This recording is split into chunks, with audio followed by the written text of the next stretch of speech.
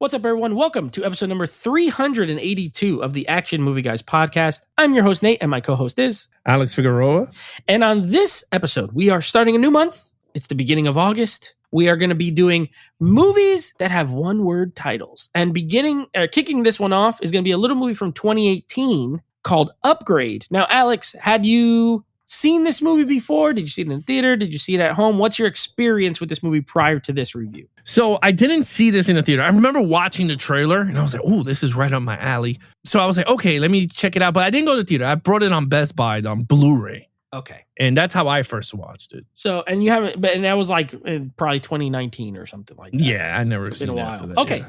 I saw this at the theater. I enjoyed it when I saw it at the theater. And then I had it digitally. I never bought a disc for it. And then I bought this 4K when it came out. So, but this is my first time watching it in like at least 4 or 5 years. It is from director Leigh Whannell. This was his second directorial effort. His first being Insidious Chapter 3. He is, of course, James Wan's buddy. He wrote the original Saw. He wrote a lot of, it was like a writing partner with James Wan for a bunch of his movies. So he has directed this and in The Invisible Man, and he's doing the upcoming Wolfman movie, I believe, for Universal. So he's a guy who's like, I feel like someone to watch. And we're going to go ahead and review this movie. Now, before we do, let's give you some Rotten Tomato scores, and then let's jump into the review. Alex, this has not that happened that often, where both the scores are the exact same number. So out of 380 movies we've done, this only happened less than 10 times. It's got to be less than 10. This has an 88% for both critics and audiences. So a very well-regarded movie. Those double 88s, that's surprising to you or not really? No, not at all. Me neither. I feel like I'm not surprised either. Once you watch the movie, we're going to break it down for you right now. So let's go ahead and jump right in. Our lead character, his name, this is a horrible name, Gray. His first name is Gray. His last name is Trace. He's played by the guy that I like to call not Tom Hardy, but his real name is Logan Marshall Green. He looks like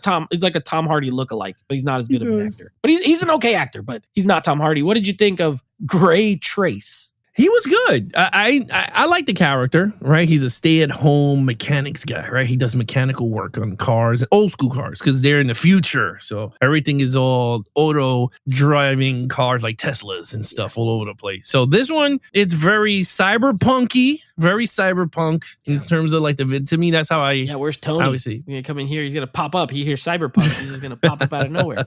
Very cyberpunk type film. So he's a mechanic. Tragic what happens to him and his girlfriend. So for me, in terms of the character himself, not everything around him and what got him to go where, and I'm not even going to talk about his augmented self when they give him the chip and stuff. I'm just going to talk about the character himself. He was very cool. I liked him. Arrogant in terms of he hates robots and technology. Yeah. He loves old school manual stuff. So that is pretty much where he is. I gave him a 4. I think he's a very cool he's a cool character. Not much depth because this movie just gives you a little bit and then goes straight into everything, like right into your face, like a noir, not noir, like a graphic novel, like when you're reading it. So it's not like an in-depth into the character. But from what they gave me, I kind of liked it. I gave him a 4. Yeah. I mean, I agree with everything you said. He's an analog guy in a digital world. Everything is automated. He's not a big fan. He's not the one. He'll like deal with it, but he doesn't really like it. You know what I mean? Yeah. And I think he has a good arc. I like. Basically, he is with his girlfriend. She works for a big tech company. They get hacked. Their car gets hacked. They go to a bad part of town, and she gets killed, and he gets paralyzed. And he is a quadriplegic, and then he's trying to, the cops they've not been able to solve who did it, figure it out who did it. He did some car work for this tech genius. This guy says, you know what? You want to walk again? I'm going to help you. And he puts a chip into the back of his neck, and this chip pretty much bridges the gap of what he lost when he became quadriplegic. So he's able to walk, he's able to move, but the chip also talks to him. So it's like in his head, it's like a little narrator throughout the movie. That's kind of the basic plot. And then it's him trying to solve the murder of his wife. So yeah, I agree. It's not a 5 for me because I think we don't score performance, but it doesn't help. Like Logan Marshall Green's good. He's good in it, but there's some times where he's like a better actor, I think, could have done some better things with it. Yeah. But overall, I like him. I gave him a 4 as well. I think he's a good character. He's on a mission. His ending is kind of tragic, to be honest, but I do like that, actually. I like that the movie went there, and we're going to talk about that more in the storyline, but yeah, I give him a 4 as well. All right, now villain, this was a hard one because you do have human villains. You have these like guys who were basically hired to do the hit and that he has to go through. Plot twist, the chip itself is actually the bad guy. So what did you think of the villain elements? So, okay, it's kind of weird because you said it the best. The villain in the movie is a chip. Controls everybody and everything for some reason. But that's where this movie for me falls a little bit flat. Not fall flat. It's a very wrong word to say. It affected it for you. It affected it in terms of I wanted to see the chip affecting everybody. I understand the twist that they were trying to do, but I felt like this movie needed to show the chip gone wrong situation. You know what I mean? Like they can't handle that chip for something because he's controlled. I mean, it's a plot twist, but he controls the main guy who hires him to do whatever. But I want to know how that happened to him. You get what I'm saying? Yeah. Like even if you give it to me in the third act flashback, if you want to say like in Deadpool, like I'll be okay with it. But they didn't. So in terms of the chip, again, the chip is in him. So it's not like the chip is doing every other thing. I mean, he's just guiding him, but he's just pretty much guiding him in a way that he's making him vulnerable mentally for him to take over. I hope I said that right. But yeah, right? It sounds too much. Yeah, it's tricky but that's, I think I hailed it. I hit in the head right there. But so with that, I'm going to give it a 4 because I wanted to see more how it was developed, who came up with the idea, and then how did this thing, malfunction. That's what I wanted to see. So I'm going to give it a 4. The goons with the augment body, loved it.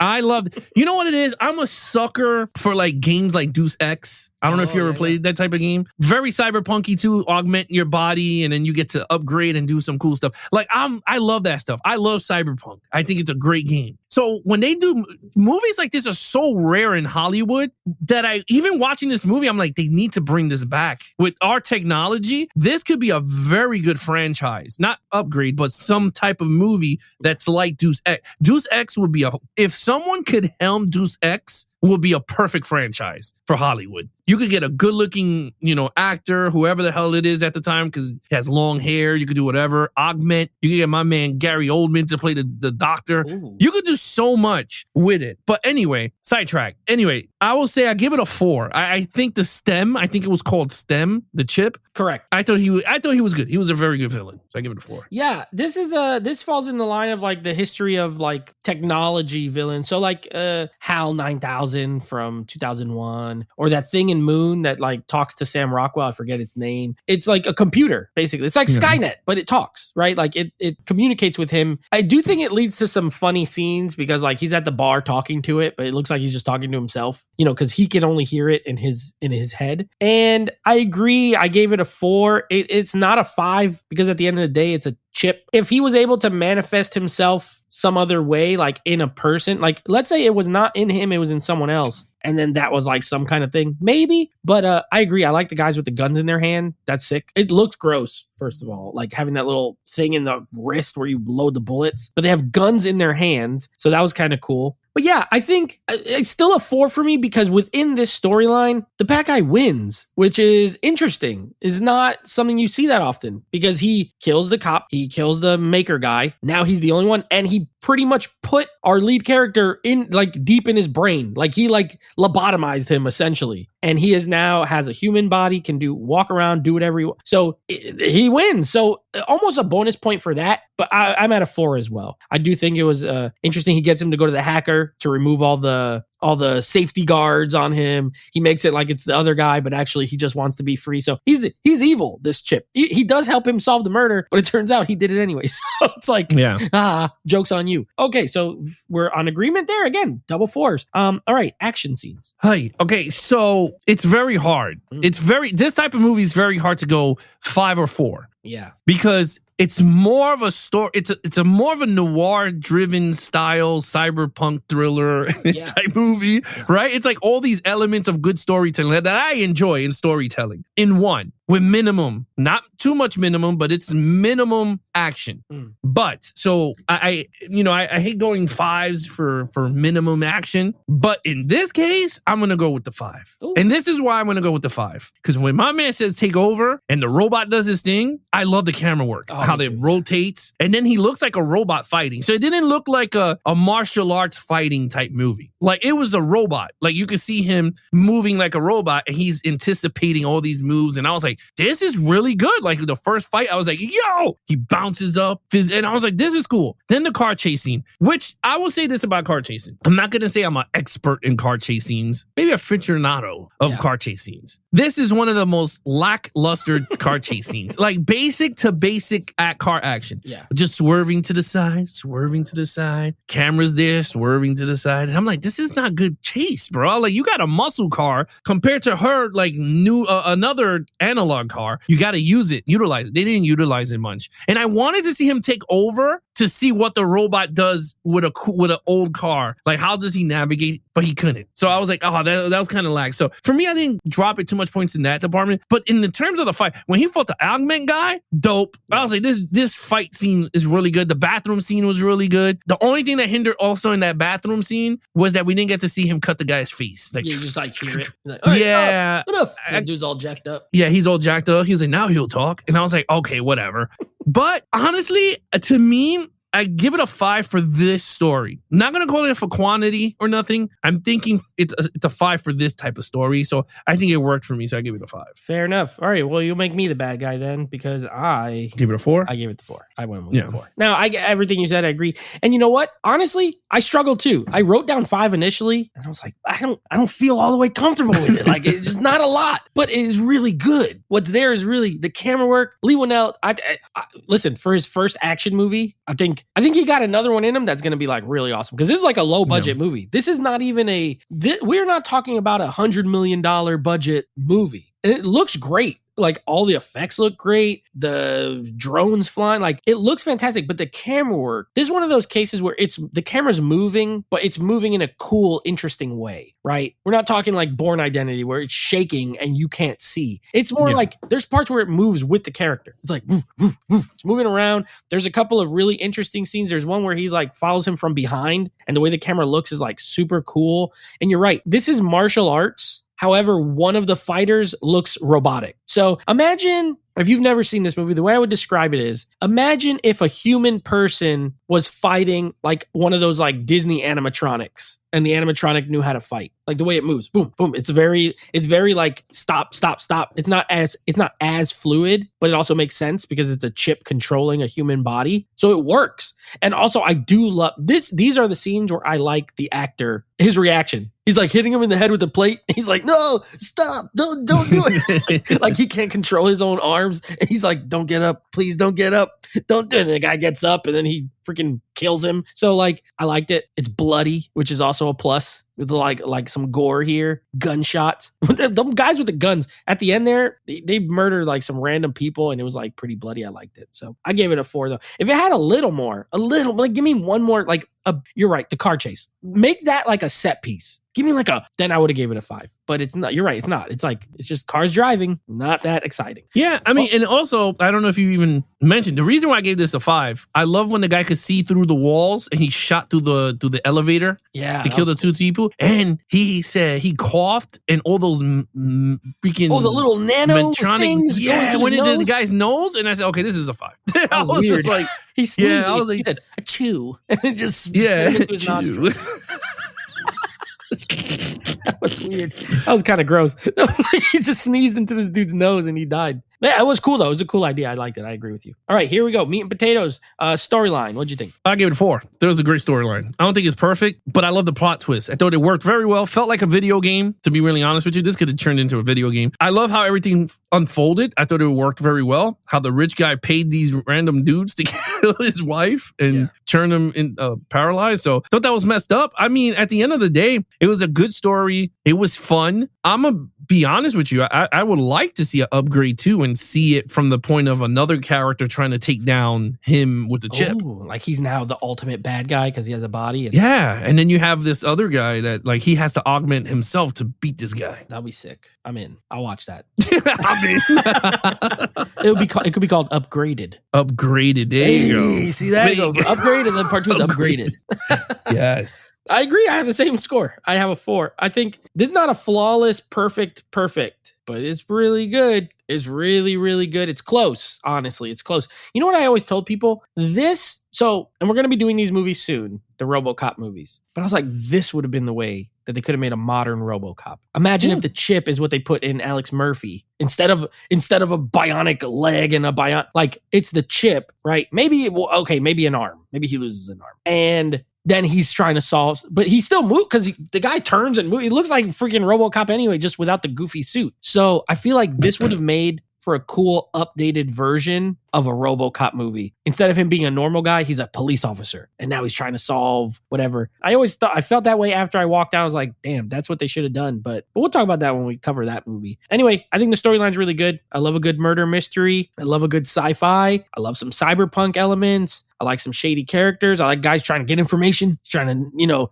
everybody he talks to get information, he ends up killing them, but still, it's pretty cool. Only thing I don't like is I think they struggled with the cop element. These movies should always have a cop element. And I think it was kind of weak in this one with that lady cop. Yeah, it was. She always seemed way behind. Like, first of all, they didn't know what was going on for so long. You tell me you have all this technology, all these cameras, all this everything, and there's no way they can figure out how to see. I know they took him to a bad part of town, but still, he's able to get all the information. Part of that could be because STEM was controlling it, but still. Could be.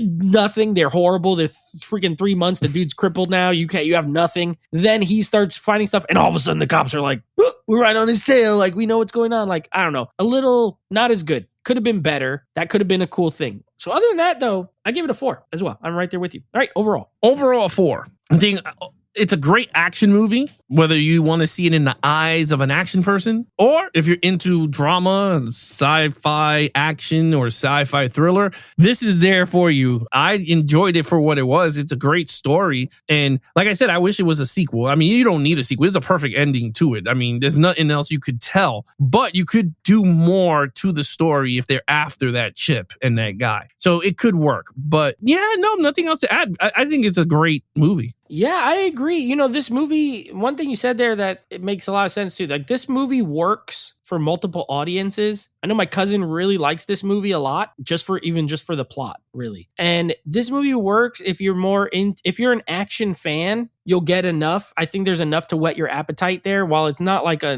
nonstop crazy action movie, there's enough good action there. So if you like action movies, you can watch it through that lens. And then if you like noir, like a sci-fi noir movie, like a Blade Runner, like, even though that's bigger sci-fi, this is kind of small scale, but it's the same concept, right? It's like a mystery. You're trying to figure out who did what. I think they did a good job with the script in that you don't know really who totally did it. You have a hint, maybe it's the guy, but you never really are just like, it was the chip who did the whole thing. You know what I mean? Like, who set it all up. So I think the reveal works. I like the way this movie looks. I think Leigh Whannell did a great job. Like, I like that it's futuristic without being over the top futuristic. A lot of the stuff still looks normal or looks like it would exist in the real world. So I like that a lot. I think this is a really good movie. I gave it a 4. I've always liked it, although I don't rewatch it much. I don't rewatch a lot of movies very often, but when I do, I'm always like, you know what? I like this movie. And this is one of those movies that's like a good hidden gem type film. Like, if you've never seen it, it's a good one to recommend to people. I don't really know people who don't like it. You know what I mean? The Rotten Tomatoes scores 88 and 88. Most people will enjoy it. I think it's a very digestible, entertaining cyberpunk mystery movie. So I'd say very good. I gave it a 4 as well. So what's your total points? 21. 21 out of 25. I'm at a 20. So I gave it straight 4s all the way down the list. Almost a 5 on action, but I said can't do it. So we would have had the same score there. But 21 and a 20. This is a very good flick. If you have not seen Upgrade, do it. Even though we talk full spoilers on this podcast, do it. It's worth it. You will enjoy it. It's an entertaining ride. All right, coming up next, we got a new franchise. We're starting a new franchise, and it's going to be the Once Upon a Time in China film. So that's 6 movies. We've never seen any of them. I'm looking forward to checking those out. And then next up on our movies with one word titles, a little movie from the we're going back to the early 2000s, baby. Maybe mid, but early 2000s. Swordfish. I got to say the W. Swordfish. Starring some action people, right? Hugh Jackman, John Travolta, Halle Berry, Don Cheadle. Good cast. So we're going to be checking that. I have not seen that movie in at least 15 years. So I'm looking forward to seeing if it aged. I remember it not aging well when I watched it. So I wonder, we just did Upgrade, which I think will age well technology wise. And then we're going to be doing Swordfish, which I think is the opposite. So we're going to see how this goes. Well, I guess. So it's weird, right? Because you have funny scenes in movies that stick to your mind, right? Like End of Days, the devil sucking the lady's titty in the restaurant, right? So that stays in my mind. In this one, Hugh Jackman's getting a BJ trying to crack a code. While hacking. So I'm like, does that still hold up after? Did it even hold up when it happened? I don't know. Yeah, did it? I don't know. I think, because I just remember there's a part where there's like many computer monitors. It's just typing. It's like, it's one of those movies where hacking is just typing on a keyboard. So I wonder how this is going to age. I have no idea. I don't think it's going to...